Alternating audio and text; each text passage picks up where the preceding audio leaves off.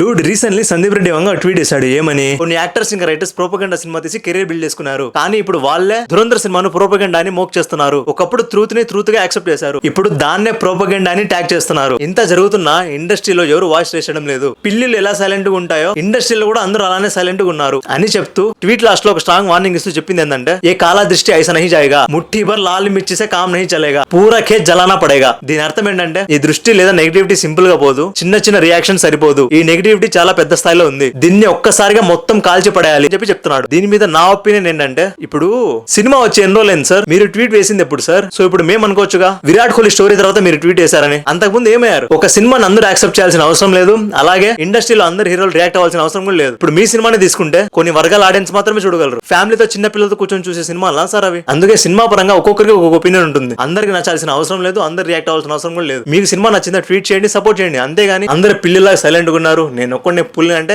అవ్వదు. పూరా ఖేత్ జలా దేంగే, ఆగ్ లగా దేంగే అంటే ఇంకా కాంట్రవర్సీని పెంచుతుంది కానీ తగ్గదు. ఆడియన్స్ కి తెలుసు ఏది ప్రోపగండో ఏది నిజమో, వాళ్ళేం పిచ్చోలు కాదు. సో ఫైనల్ గా ఇది ట్రూత్ వర్సెస్ ప్రోపగండా ఫైట్ కాదు, ఇది opinion versus opinions fight. So hope మీరు ఈ వీడియో చూస్తారని. సో వీడియో నచ్చితే వీడియోకి కలిగేసి పేజ్ ని ఫాలో చేసి పెట్టేసుకోండి.